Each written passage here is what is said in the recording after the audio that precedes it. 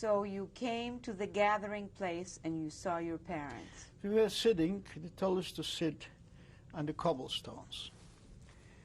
And they were still hunting for some Jews, but the majority of us are in this place. And later, we were loaded on trucks. I still remember a picture when he was a German, ethnic German, Mr. Steindl. He was the head of the school, public school, from before the war. I remember him, while I was sitting on the cobblestone, him walking by on the trottoir, which is a sidewalk. And like he would demonstrate that he's sorry. His head was down, he was walking. And I remember still looking at him, and because other Poles did look at us, from the windows, and he was with his head down, and he went through. Funny thing, that in Izbica, the help I did get were for Germans, ethnic Germans, not so much from Poles.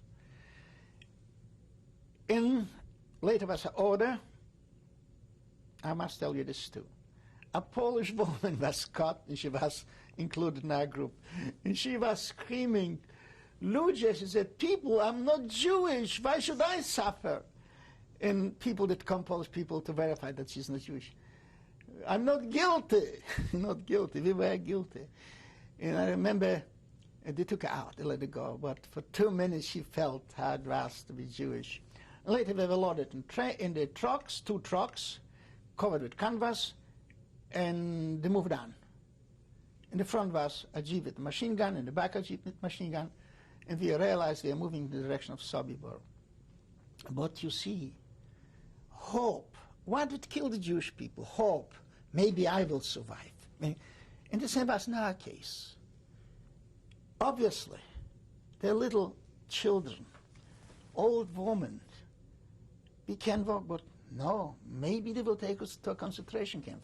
Because in the way from Izbica to Sobibor, 40 miles again, like the same distance like to Belgium, about halfway was an off-ramp to Osowa, a concentration camp.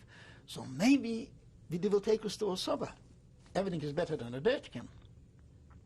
And I remember this mass sight when they passed the off-ramp and the truck didn't turn, but we hoped.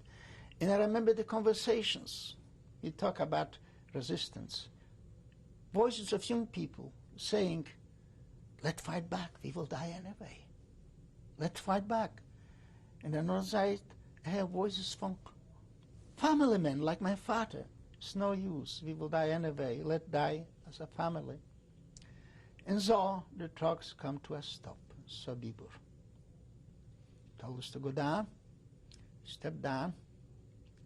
This place was so secret that the Germans which delivered us to Sobibor were told to move out, and when they moved out, I looked around and I find myself in front of a big, long fence, green fence. Why the fence was green? Because, as I find out later, it was a barbed wire fence interwoven with pine branches, so nobody could look in. This is the reason it was green. And the right side was a big gate with a sign, black on white, SS Sonderkommando, which meant SS Special Command. The gates opened and they told us to go in. And we went in. And this was a terrible shock for me. As a child, I was a very sensitive child. I did read a lot. My mother, the best gift was if she did bring me a book. And I imagined, I heard Nahum talking about Sobibor, so I imagined Sobibor must be like a hell. And what a hell is, I had an idea from my uncle, Yankel, he was a storyteller. A hell is with the burnt people and tar and this, and devils and this. So, in this way I imagined Sobibor.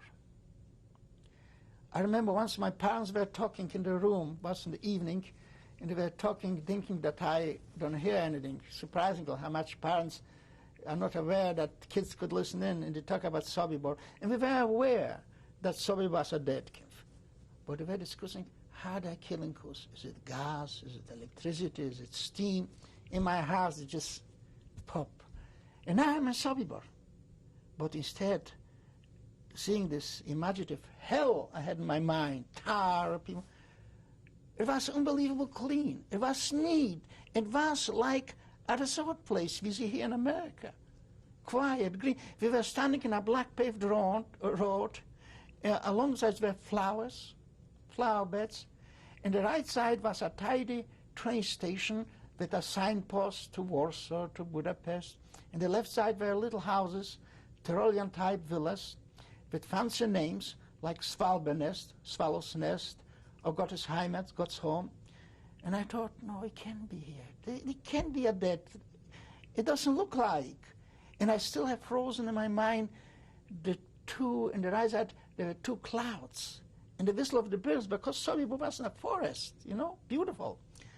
But farther on, about 200 yards, there was another fence, similar to this fence in the front, also green. Behind this fence, I've seen a fire. I didn't see what was burning, but it was a fire and the smell. And I realized this is the end of the road.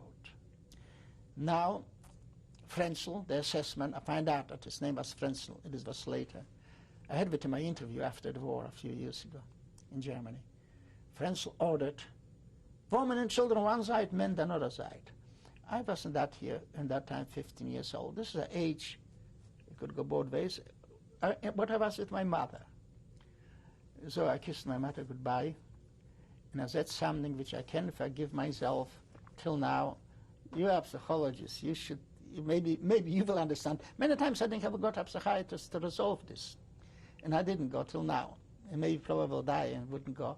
What I said was this. You see, a day before they took us to Sobibor, I was thirsty and told my mommy, could I have a glass of milk? And she said, yes, open the ice box.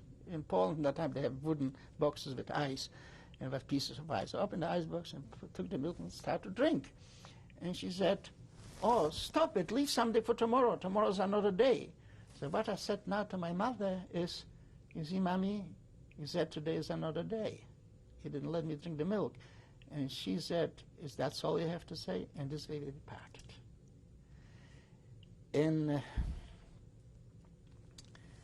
I left to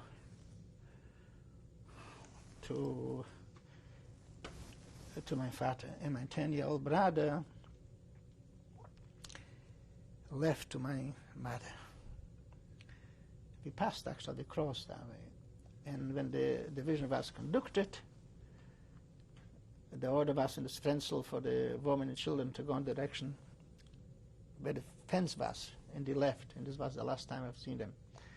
And later we men were standing.